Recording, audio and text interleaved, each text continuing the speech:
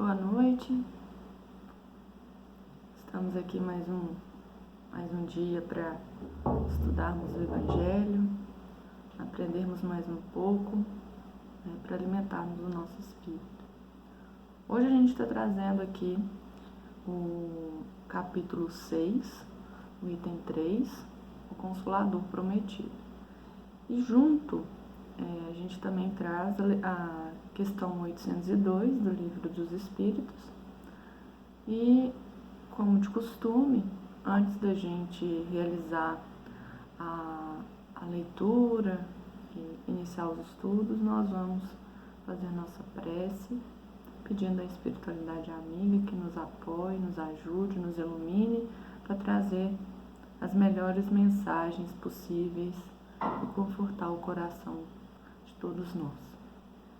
Pai nosso que estais no céu, santificado seja o vosso nome. Venha a nós o vosso reino, seja feita a vossa vontade, assim na terra como nos céus.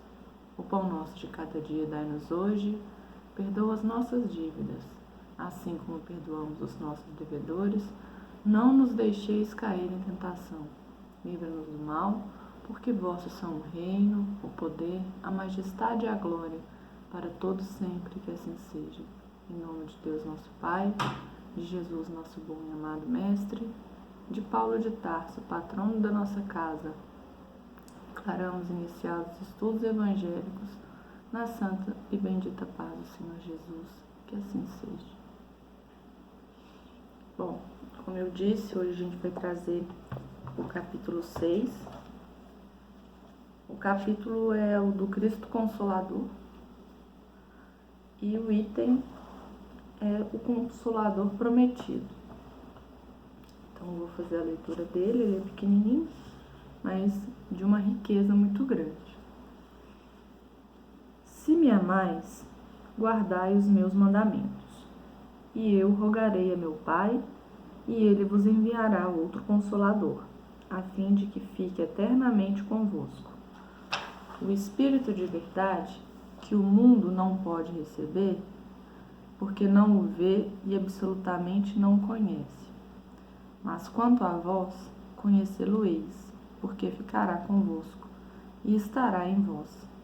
Porém, o Consolador, que é o Espírito Santo, que meu Pai enviará em meu nome, vos ensinará todas as coisas e vos fará recordar tudo o que vos tenho dito. João, capítulo 14, itens, versículos de 15 a 17 e 26. E a leitura do Livro dos Espíritos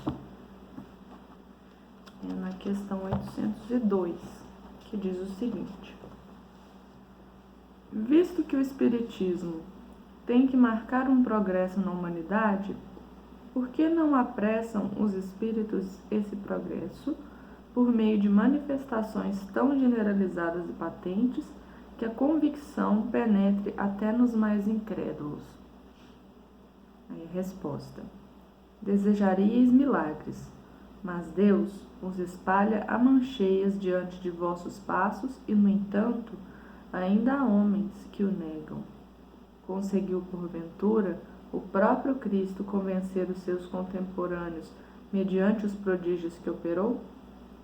Não conheceis, presentemente, alguns que negam os fatos mais patentes ocorridos às suas vistas? Não há os que dizem que não acreditariam mesmo que vissem?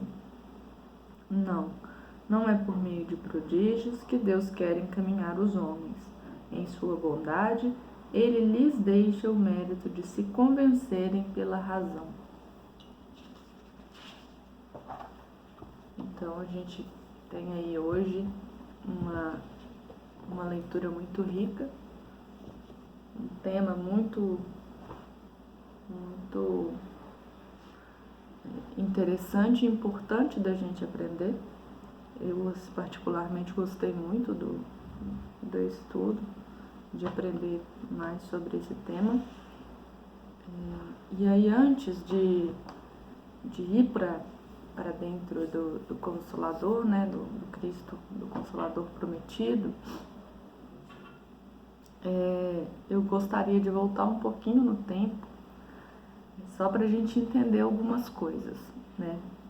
E aí eu vou entrando dentro do tema à medida que a gente vai estudando, né? Então, a ideia de Deus, né? Ela sempre esteve presente dentro da humanidade. Ela sempre teve. E ela era e é identificada dentro das práticas de adoração, né, do politeísmo e do monoteísmo, né? E aí, a gente voltando no tempo e olhando para o politeísmo, né, a gente tinha aqueles rituais de adoração a Deus, né? E esses rituais, eles eram caracterizados assim por práticas devocionais, né? Ou seja, a gente tinha algumas práticas simples que se tratavam assim de oferecer, né, frutos, alimentos, flores, né? Então o pessoal tinha uma prática de fazer a oferta desse tipo de coisa à divindade. E já tinha aquelas práticas mais bárbaras, mais desumanas, mais pesadas, né? E aí o princípio que as pessoas utilizam nisso é o sacrifício tanto de animais quanto o sacrifício de pessoas. Então a gente tem esses dois tipos de práticas dentro do politeísmo. E a gente sempre viu isso. E no monoteísmo, o pessoal foi abandonando vagarosamente, paulatinamente,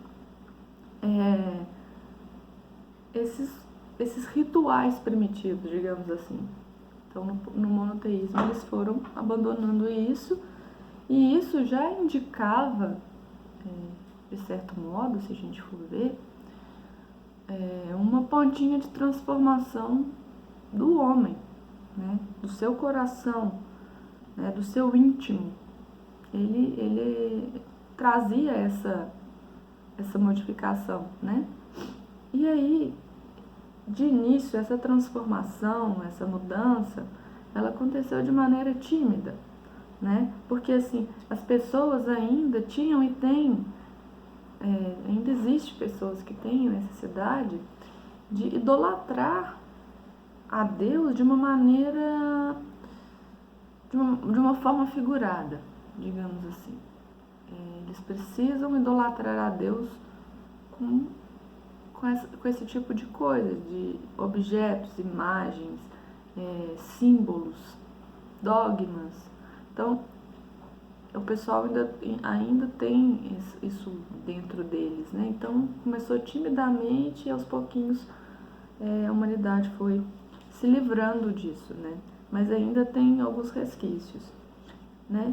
Então, eles adoravam Deus de forma figurada antes de adorar a Deus e pudesse compreender a Deus, né, em espírito e verdade, que é o que ensina o espiritismo que a gente estuda. Então, essas práticas, a gente olhar detidamente para elas, né, a gente vê que essas práticas, elas apresentavam uma característica em comum. Elas traziam Deus como um Deus que castigava. O temor a Deus, elas traziam essa característica de temor a Deus, de um Deus cruel que castiga, né?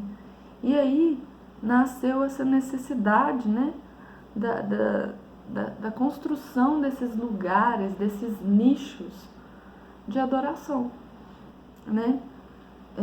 Porque tanto assim particulares em casa e tal, quanto coletivos em alguns lugares, né? Essas pessoas criavam esses espaços e esses espaços, como a gente já disse antes, eles eram associada à prática de sacrifício ou não, né? Levava alimento, levava tudo quanto há.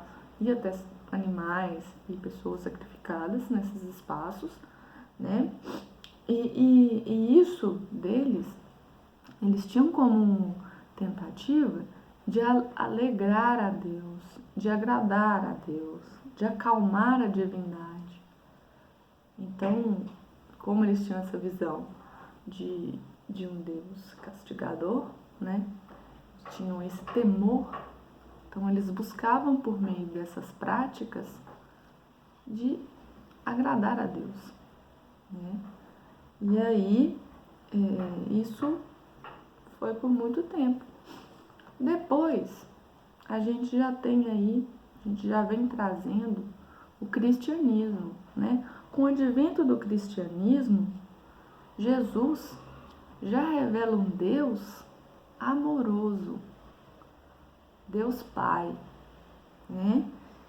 Criador supremo, misericordioso, que não exige manifestação alguma externa de devoção.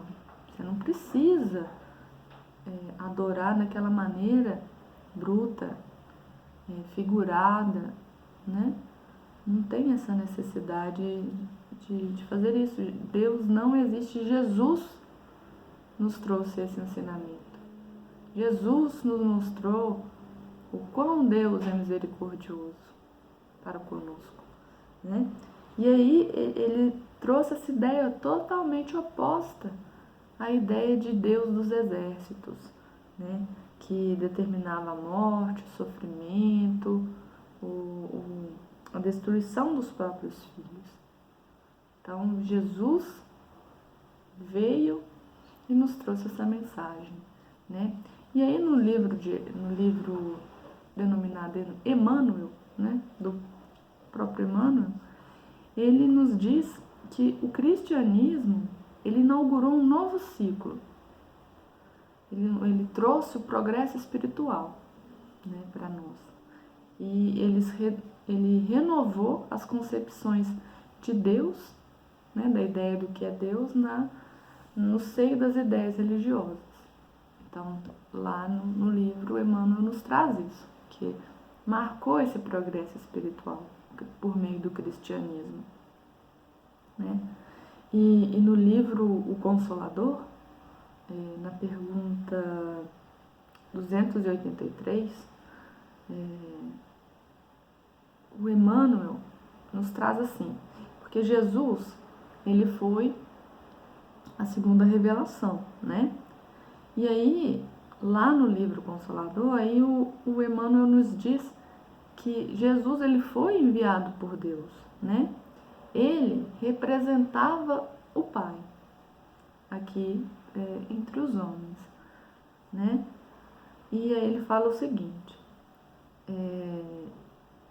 Jesus foi enviado por Deus e representava o Pai junto do rebanho de filhos transviados do seu amor e da sua sabedoria, cuja tutela lhe foi confiada nas ordenações sagradas da vida, no infinito. Então, Jesus veio representar Deus entre os homens. Jesus, um espírito evoluidíssimo, né? E estava, como a gente viu no livro A Caminho da Luz, ele, né, planejou tudo do nosso planeta. Então, ele é um espírito antigo, muito evoluído, e veio para nos ajudar, nos trazer a mensagem de amor e marcar uma nova era, né, na nossa existência, assim, no nosso planeta. E aí, Kardec, inclusive, ele nos traz no Evangelho segundo o Espiritismo, lá no capítulo 1, no item 9, que o Cristo, ele foi o iniciador da moral mais pura, da moral mais sublime, que era a moral evangélica, né? Moral evangélica cristã, ele ainda fala, né? Ele veio para renovar o mundo, ele veio para trazer a mensagem de amor, aproximar os homens, torná-los com a visão de irmãos, que todos nós somos irmãos uns dos outros, né? E plantar dentro dos corações de cada uma dessas pessoas a semente do amor, a semente de várias virtudes que ele tanto nos ensina, como a benevolência, o perdão, né? A misericórdia, a solidariedade, a caridade para com os outros. Então, Jesus, ele veio trazendo essas pílulazinhas de amor, né, pra gente. E por isso, né, por trazer, por vir com essa missão, trazendo a mensagem do amor, né, despertando a humanidade, né, para aquilo que realmente importa na nossa vida. Ele, como traz no Livro dos Espíritos para a gente, Kardec, né, os Espíritos falam que ele foi o modelo e guia que Deus nos enviou, né? É o modelo, maior modelo de perfeição possível, né? O tipo de perfeição que Deus ofereceu ao homem. Isso é na questão 625 do Livro dos Espíritos, a gente tem isso. Então, ele é o modelo que a gente deve seguir. São as atitudes que Jesus tinha, né? Os comportamentos que Jesus tinha, é que a gente precisa trabalhar dentro de nós, né? É difícil, mas é nisso que a gente precisa mirar, é nisso que a gente tem que se espelhar, é nesse modelo que Deus, nosso Pai, mandou pra gente. E aí, agora já entrando mais dentro do tema, lá no dia lá da crucificação, antes da crucificação, inclusive na última ceia, então Jesus estava lá com os apóstolos, né? E ele prometeu, então, nessa ceia, enviar um consolador, um outro consolador, denominando como Espírito da Verdade, né? É o que ele disse. E aí é o que tem aqui no Evangelho que a gente leu hoje, né? Que ele fala aqui, ó. Se me amais, guardai os meus mandamentos, e eu rogarei a meu Pai, e ele vos enviará outro Consolador, a fim de que fique eternamente convosco, o Espírito de verdade, né, que o mundo não pode receber, porque não o vê e absolutamente não o conhece. Então, ele prometeu isso lá na ceia, na última ceia que ele teve com os apóstolos. E esse Consolador só viria no futuro. No futuro, assim, quando a humanidade tivesse condições para recebê-lo, tivesse mais evoluída, né? Porque, assim, Jesus, ele trouxe muitos ensinamentos e a maioria dos seus ensinamentos, como a gente já viu em outros estudos, eram por meio de parábolas, né? Eram alegorias, eram numa linguagem e de uma maneira que o povo daquela época compreendia, né? E aí, ele, naquele momento, ele fez essa promessa, né, de trazer esse Consolador prometido, que esse Consolador prometido ia confortar e fazer o pessoal lembrar, né, dos ensinamentos que ele trouxe. Então, até aqui, ó,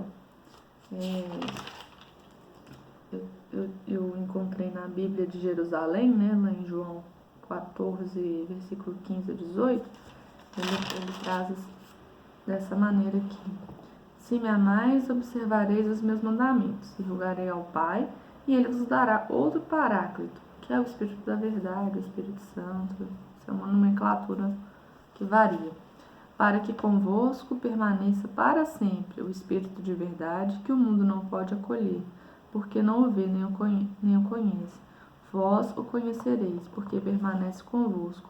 Não vos deixarei órfãos, eu virei a vós. Então ele viria e traria essa palavra de conforto, consolar, né? E aí traria os ensinamentos agora mais elaborado, digamos, né? Para os homens, de acesso a todos, né? E que os homens pudessem tentar pôr em prática aquilo que ele ensinou anos atrás, né? Então muita gente ainda está esperando a volta de Cristo, né? Porque com essa promessa que foi feita, muitas religiões acreditam que o próprio Cristo, em pessoa, irá voltar. Mas, na verdade, é esse Consolador. E aí, Kardec nos traz ainda no capítulo 6, só que no item seguinte, que é no item 4, falando assim: o Espiritismo vem no tempo previsto para cumprir a promessa do Cristo. Preside ao seu advento o Espírito da Verdade. Então, esse Espírito, esse Consolador prometido, ele veio no Espiritismo, né? Então, o Espiritismo ele veio séculos depois, né? Da morte de Jesus, né? De que Jesus voltou para o mundo espiritual. Ele veio lá na França, né? Como nós sabemos, tendo manifestações em várias partes do mundo, né? E por meio do codificador, desculpa, Allan Kardec, foi possível criar esses livros maravilhosos que a gente estuda do Espiritismo, contendo ensinamentos de todas as espécies, né? Veio nascer o Espiritismo, que é uma fé raciocinada, né? A gente tem a parte da ciência, a parte da moral, a parte da religião, né? A filosofia, né? E da religião, moral. Então, o Espiritismo veio com essa missão, né? De ser o Consolador que Jesus prometeu, né? E aí, o Espiritismo, ele veio para abrir os nossos olhos, como nós sabemos, os nossos olhos e nossos ouvidos, né?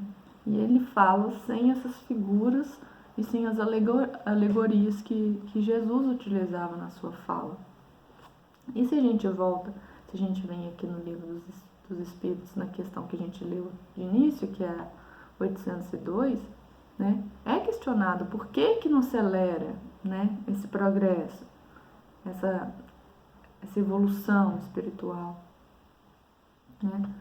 E a gente vê por isso, por essas explicações que já foram dadas, assim, que o homem não estava preparado, ele não tinha como compreender naquela época, né?